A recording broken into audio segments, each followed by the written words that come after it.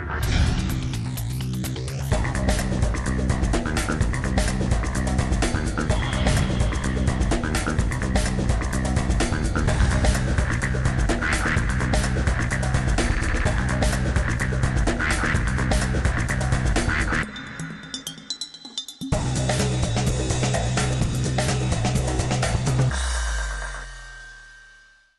there, everybody. My name is Steve Moulter. I want to welcome you all here to The Vibe. We are coming at you live from World of Solutions here in Las Vegas. The Vibe is a great daily show that brings you the latest exciting news and information from all around Cisco Live. And on today's show, we're going to be talking technology. We've got a power-packed show coming up for you today. Jennifer Geisler is going to be discussing unmanaged devices and architectural approaches with Ray Smets, Vice President and General Manager of Cisco's Wireless Networking Business Unit. Then I am going to get out there and give you the lowdown on exciting networking and learning opportunities that are exclusively available to our in-person attendees. First up, however, we've got Vice President of Global Marketing and Corporate Communications, Jim Grubb, with us. Jim is going to learn about the next Cisco from Cisco Executive Vice President and Chief Operating Officer, Gary Moore. Jim, we're going to toss it over to you. I'm here with Gary Moore, Executive Vice President, Chief Operating Officer for Cisco Systems. Gary, Chief Operating Officer, what does that mean at Cisco, and why is that good for our customers?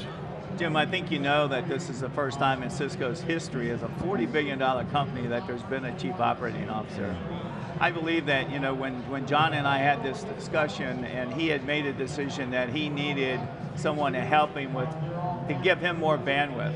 Obviously the stress and just the amount of meetings and things that a chief executive officer and chairman need to do in an industry like ours, John felt like we just weren't making the progress relative to execution and speed of execution, simplification that he would like to see.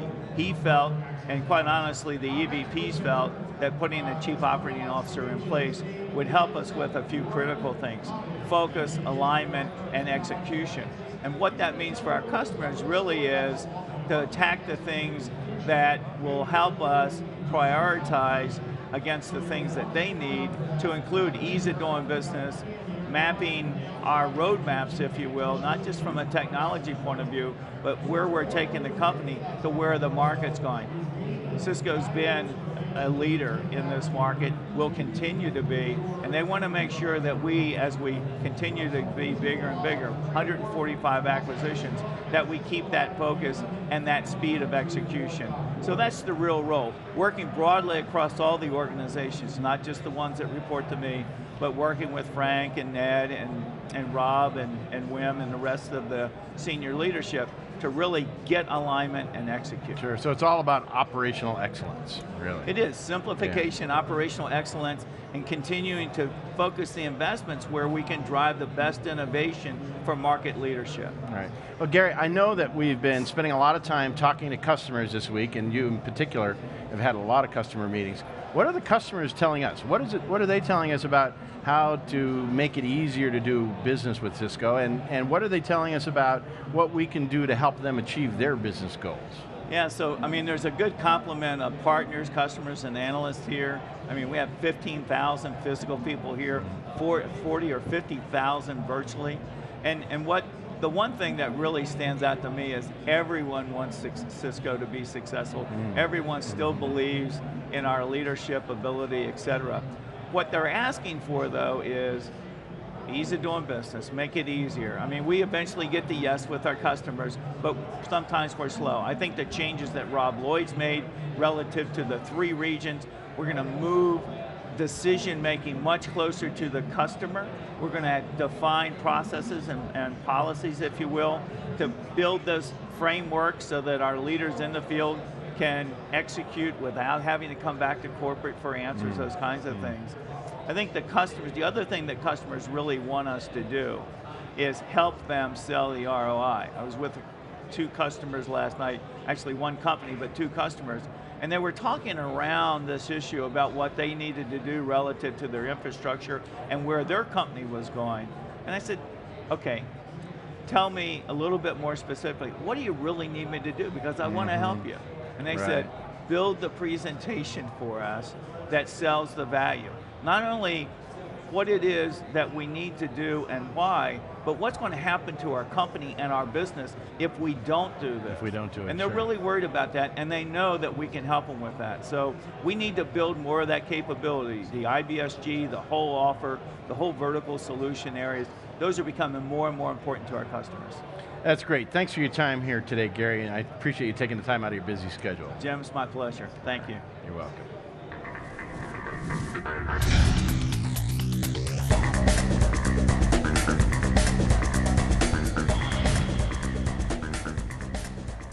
This is great. Thank you so much, Jim and Gary.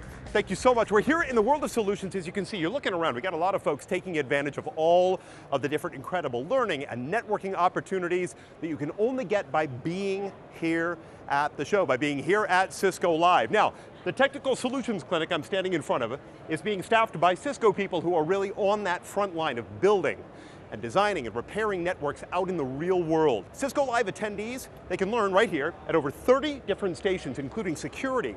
We've got data center technologies, routing, switching, we've got video, we've got collaboration, service provider technologies. Very, very cool. Now, I'm hanging out here with Matthew Stein. Matthew is Global Content Manager for Cisco Live. Good to have you with us, man. Good to be here. Thanks for taking time to talk with us. My pleasure. Okay, so question. Why is the Technical Solutions Clinic even here at the show? The great thing about this, it provides a unique opportunity because it's staffed by TAC engineers. These are engineers who spend all day on the phone with customers just like those here at the conference, answering any questions they might have. But the unique opportunity here is because they are represented from every different technology, they have the opportunity to talk not only about the existing deployment that our customers have, but any questions they have on integrating new technology. And so all these different engineers can collaborate together with the customers over a whiteboard or a smart board and be able to discuss any topics they want, really taking these customers to the next generation. That's very, very cool. All right, now, if learning by doing is really more people's style, then the walk-in self-paced lab or the WISP area is going to be perfect for them. Why don't you take us on up here, right? Absolutely. And show us what we Thanks, got going Steve. on. Come on, guys.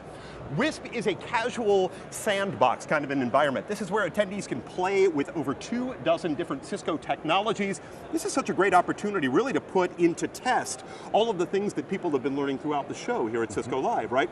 So WISP includes over 23 labs. They encompass data center technologies, CS tablet, collaboration, network management, security. That's just to name a few of them, right, Matthew? Just a couple of them. What we have to ask is, this is new. Why did we add this to the show? So as you mentioned, it is brand new, and the great thing about this is what we're doing is taking the classroom learning that takes place throughout Cisco Live with over 550 sessions, and now they're able to take it to the next level. Oh, yeah. They're able to walk out of a classroom and get hands-on and really put to test the technology that they're learning about, the skills that they're improving, and really now take it to the next level, where as we learn education, when you start getting hands-on, when you get to practice it, you start integrating into your psyche. And now engineers can really take themselves and their education here at Cisco Live to the next level. That's so cool. All right, come by, check out WISP. We got one more thing to look at, Matthew, right? Absolutely. Let's go for a walk. All right, table topics. This is a unique feature here at Cisco Live.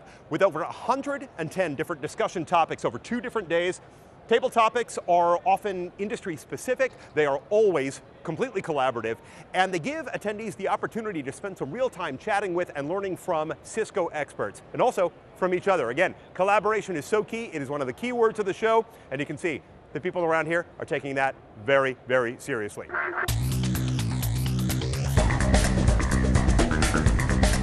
Now, another really popular Cisco Live feature here at the show is Meet the Engineer.